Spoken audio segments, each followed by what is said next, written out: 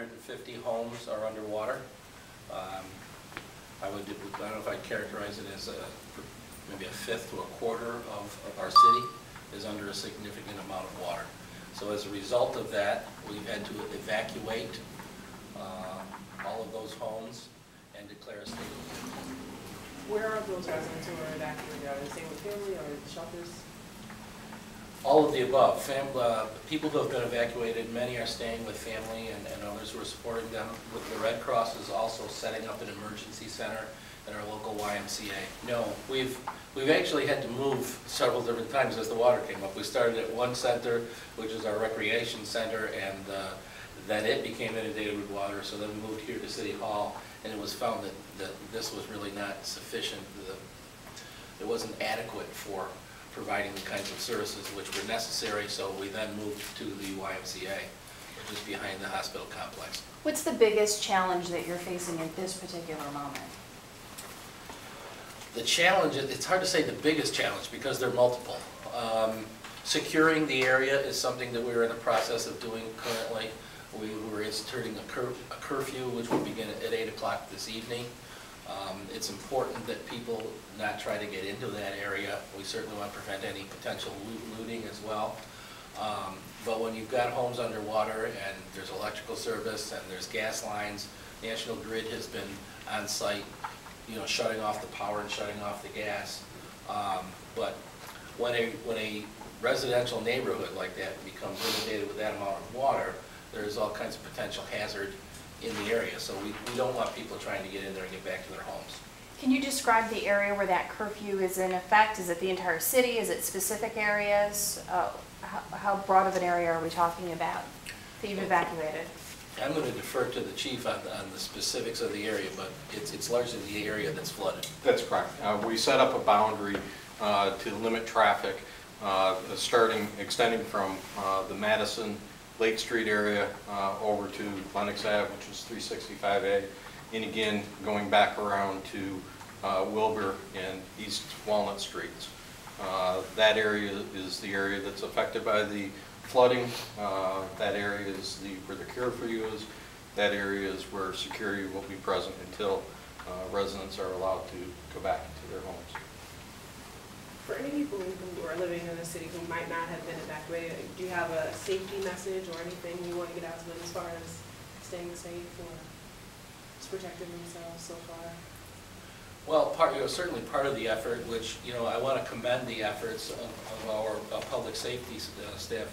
Here with me is Chief Myers, our fire chief, but also who's not present, our chief of police, Mr. Meeker. They performed admirably in terms of getting into the area, searching for people who were in their homes, and getting those people out to safety.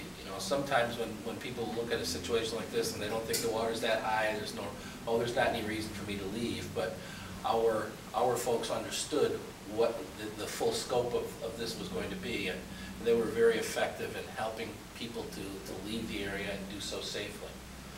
Have you gotten any feedback from the governor in terms of how he can help you? Have you reached out to other cities about getting supplies or help? Is there a particular piece of equipment that you need that you don't have in your possession that you're seeking from others and have other communities called to offer?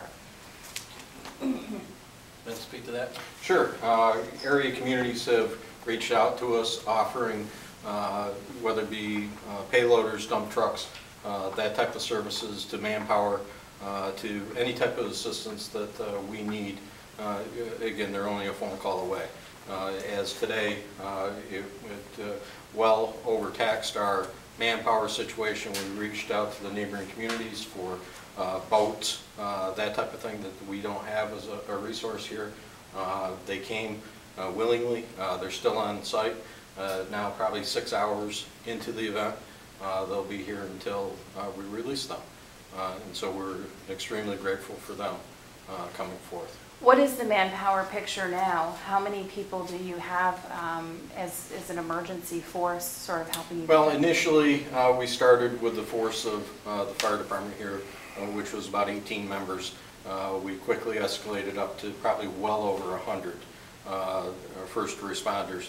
As far as the police force, you had the Sheriff's Department, we had State Police, we had Oneida Indian Nation Police, we had police from neighboring communities to come to help and assist with the evacuations. So you had 18, and then the rest of them sort of just came? Well, again, they were requested through mutual aid, and they came to assist. And again, it was, the numbers are staggering. So your biggest challenge tonight is really the fatigue of those volunteers? The fatigue, staffing, command post staffing, checkpoints to make sure that the area is secure, that their people aren't trying to get back down into those areas. There's areas where there's probably 12, 14 feet in depth of water right now. Some areas it's up to the second floor windows. And so we're again, this is a long duration event. It's not going to something that's going to mitigate overnight.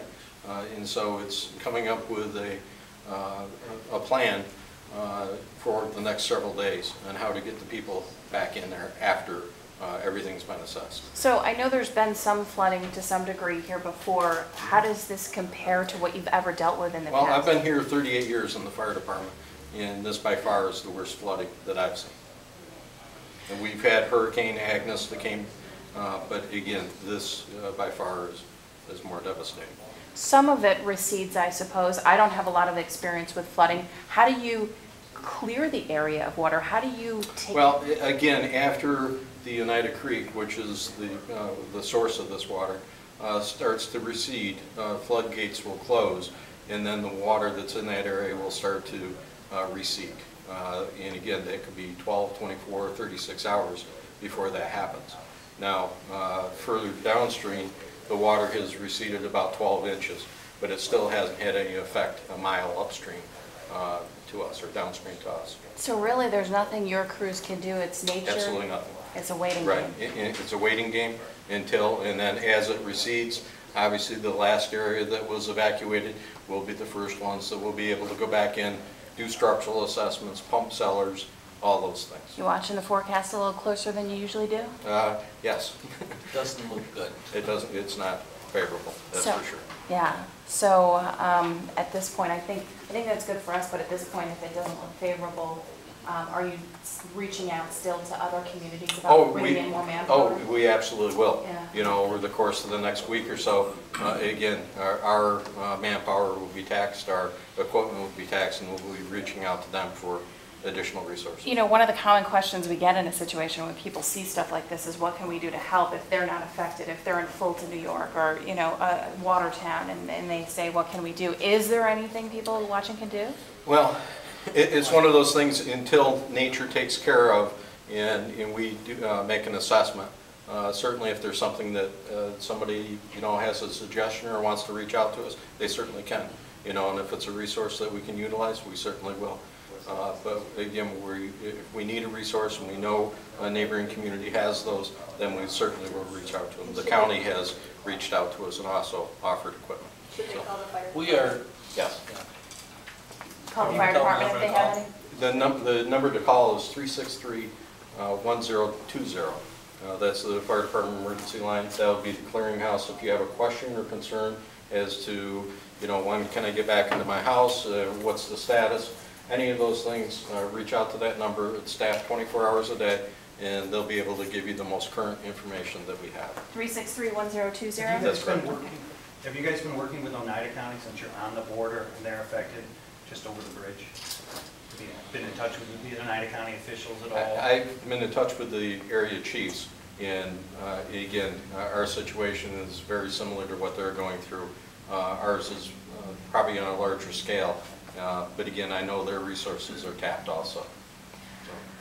I want to give recognition to, you know, coming in here and dealing with this is not something we do every day. And we have relied very heavily on a gentleman who's in the back of the room over there. I'm going to kill his title. Joe DeFrancisco is the county, director for emergency services. And the man is a treasure trove of how do you handle this, what should you be doing, how do you deal with the issues that are going to present themselves, not just now, but as we move forward. And I just think I would be remiss if I didn't, you know, express our gratitude that he is here for a municipality like ours, and that the county has seen fit to have someone in his role, because. Okay, Our wastewater treatment And so plant it's like is a river also safe. underwater And then over and here is is not another operable difference. at this point in time. And There may be rumors running out there about the safety of drinking water. I wanted to reassure everyone that the drinking water continues to be safe, and should that change, we will let you know. But you could help us, however, if you were to flush a little less. Because, as I state, at this current point in time, the entire, all the those, operating yeah, portions all of that this is plant are underwater. underwater and are And not like I say, functioning. about